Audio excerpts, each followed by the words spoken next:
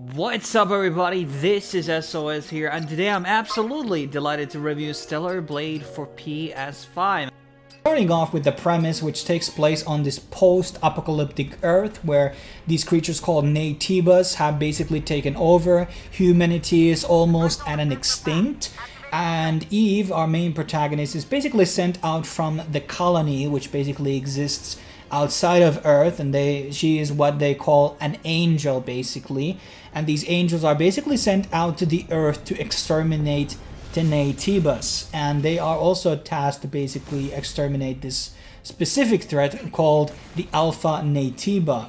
And throughout the story, as you progress throughout the game, you're kind of learning about what led into this apocalypse and the great war behind everything, and you kind of learn about the grand AI and the Mother Sphere, and there are these sort of like grandiose themes about like evolution and everything like that, and machines, and what is human, what is not human.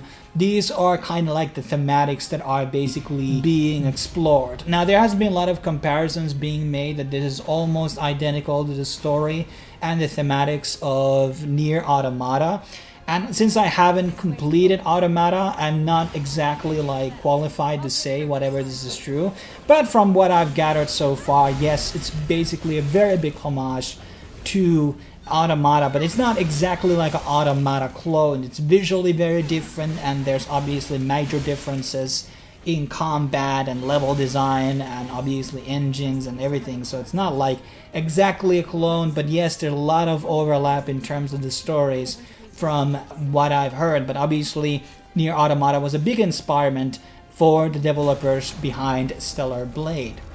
And there has been obviously forms of critique for the actual story of Stellar Blade, regardless of it being related to Automata or not. And most of the reviewers have basically pointed this out, and I'm no exception into that rule, because yes, I do agree. There are some problems and critiques that we can add to Stellar Blade's story without me spoiling what's basically going to happen.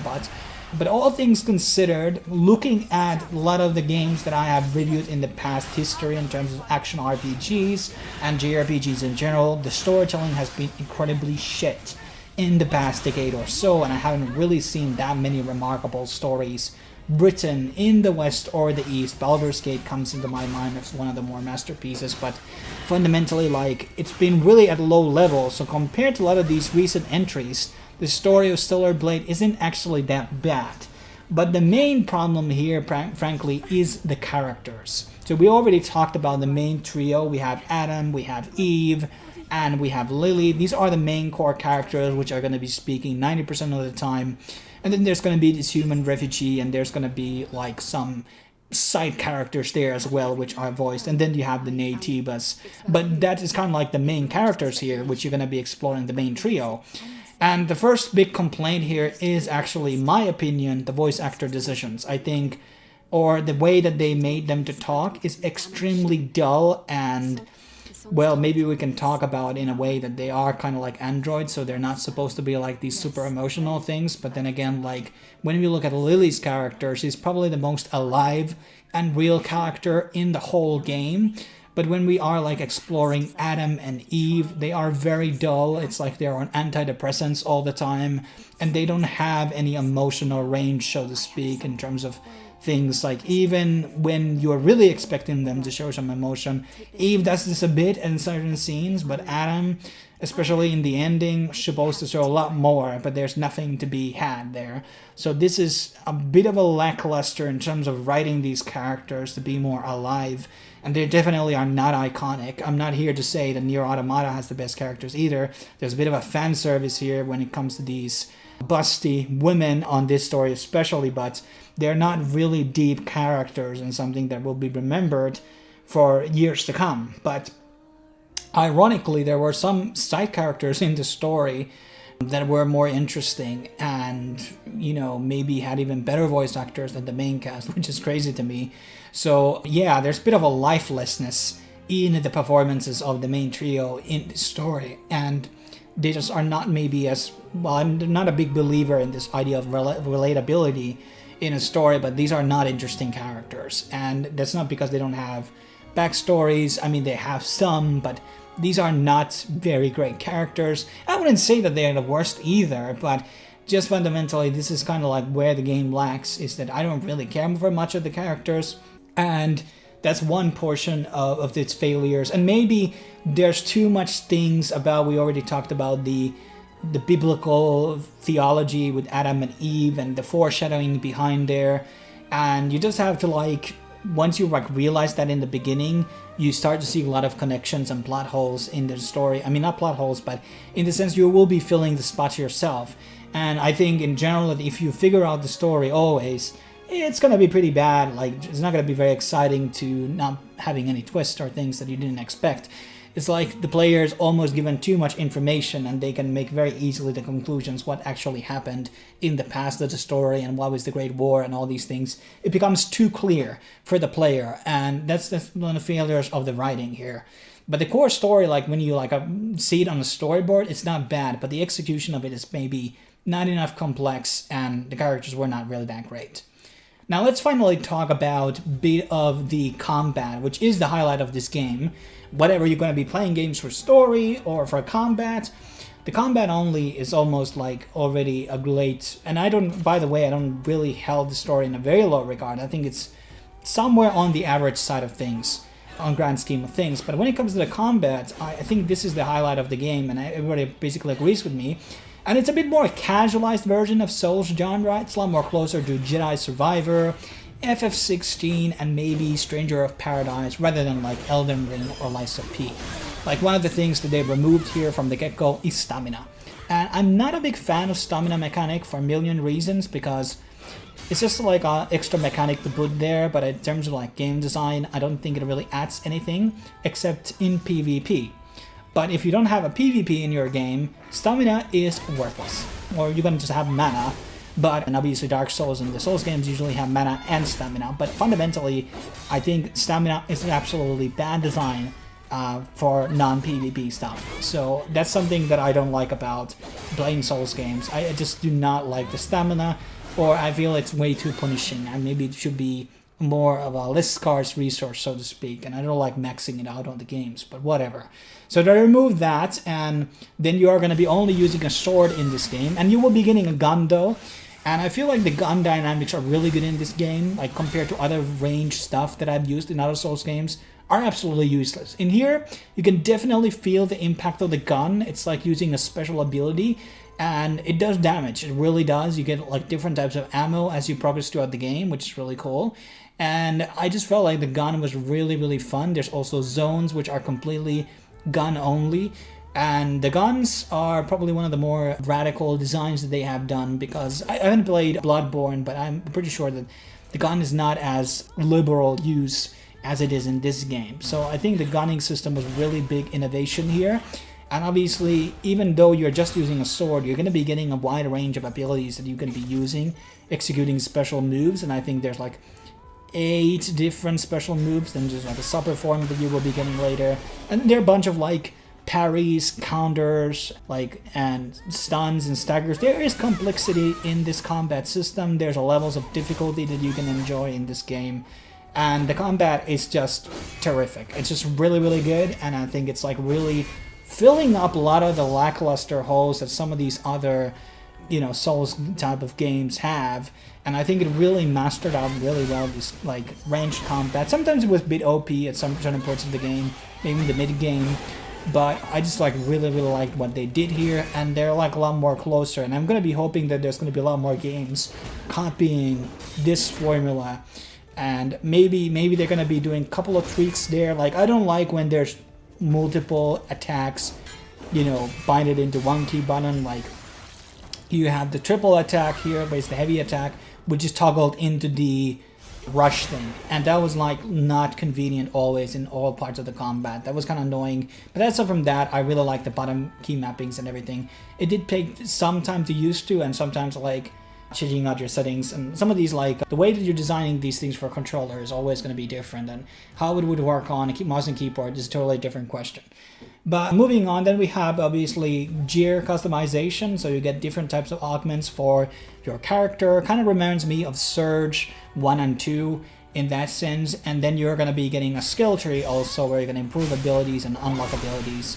And this was only pretty good. I think there were certain parts and elements that you get to get your gear customization and sockets a bit too easily and faster than the others. So there was maybe a couple of bad tweaks there, I felt, and certain types of progression was maybe a bit faster. Like I felt like I was over leveled in the skill tree most of the time, and I finished almost the game with all skills unlocked basically.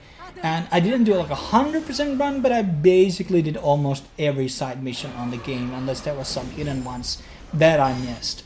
But yeah, maybe there could have been some small tweaks there. But overall, like, even I have these very minor critiques about the combat, it was pretty amazing. Now, the another thing about Stellar Blade does really, really well was the implementation of open world. So a lot of, these Souls games, they're very linear, or then there might be some open world stuff, like maybe we could talk about Nier Automata, not as similar level, and obviously Elden Ring was open world. And it really worked for here, but they were juggling around with linear maps, and then there were open world maps. And open world maps only had map feature, and then the linear maps didn't have map at all. And I didn't like this design choice. I think all zones should have a map.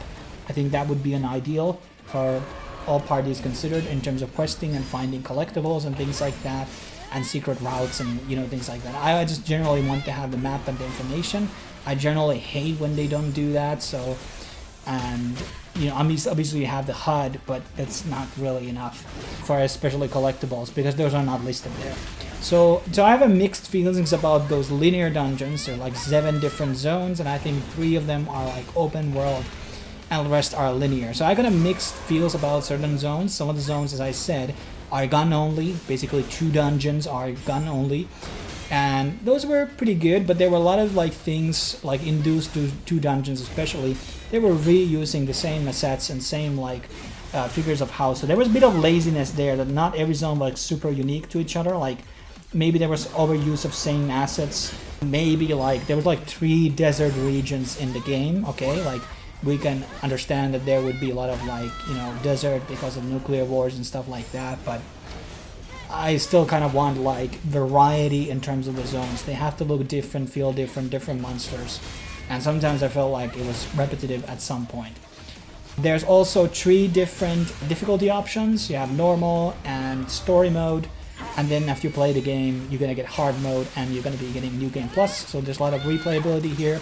But in terms of like replayability, I guess you just like want to play in a harder difficulty. Nothing about the experience is really different, because they're not really like extra builds to try out or anything like that. So whatever you take that is, people play New Game Plus in a different reasons. But there are different endings. I think 3 different endings in the game.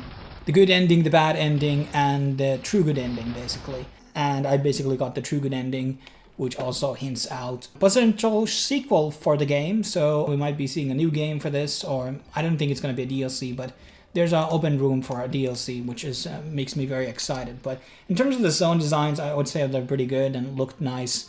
And you get the double jump in the game eventually, so you get to explore them. There were some stupid obstacles you couldn't like jump over, even though you were jumping higher than the obstacle. So there were a couple of negatives there, but fundamentally it's okay.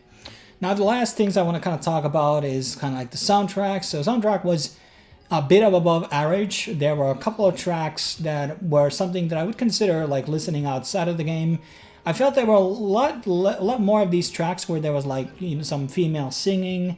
It just kind of lacked a bit more of instrumental tracks, to be honest. I just felt that it was really strange that they had a lot of these tracks that were, had some background vocals. It sounded like a bit of a choir style music. I don't know how to exactly describe it, but in terms of the soundtrack, I liked it. It wasn't like filled with K-pop. I think there was like a 1 K-pop song, and that was really the very ending. So they used a lot of like English talent by the looks of it, or at least Korean talent that was singing on English. Spec-wise, in terms of the game, looks very good and runs very smoothly. No FPS hiccups.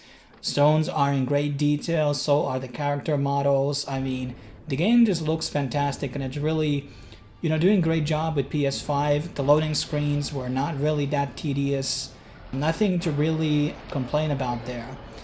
The character designs, which we have talked about already a couple of times in this video, I think they were great. You get to also change the costumes of Lily and Adam throughout the game, which is kind of like a nice feature. They don't have as many costumes as Eve has, but I do want to say, like, in terms of the sexualization, most of the costumes are very sexualized, and there's really, well, there's a couple of conservative clothing style costumes, but yeah, definitely they were a bit more lighter on the hiding the exposure of private parts. But yeah, a good variety, and you get to change them at any point. And this is something that I hope to see with future JRPG games, and hopefully they will do this with Final Fantasy VII, the third trilogy game, that just allow us to change our character costumes throughout the game. It's like, this is very important, and I think they did a great job here, because you will be seeing the costume on every single cutscene. So that's very, very cool. And there's a lot of things to unlock here, and etc. And yeah, so the character designs are pretty good. Sometimes, like, other characters, their lip sync movement was kind of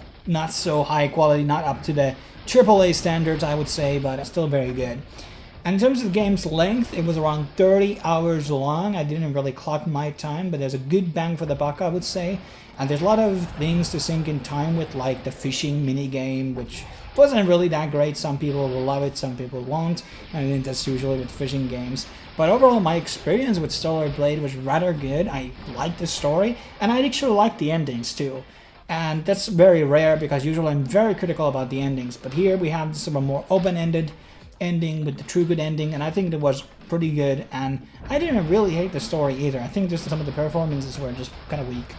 But I mean, obviously we have to criticize it about being plagiarizing, obviously, some of the Nier Automata story, but hopefully when they do a sequel, it's going to be a bit more unique and less, relying on some other existing stories. But I mean, I really recommend this game. I thought it was a very high quality entry into this action RPG genre, and I don't really have much else to complain. I played it on the English dub. I tried the Korean one, but the Korean dub just sounded so wrong for some reason, and maybe there's, again, bad voice actors or something.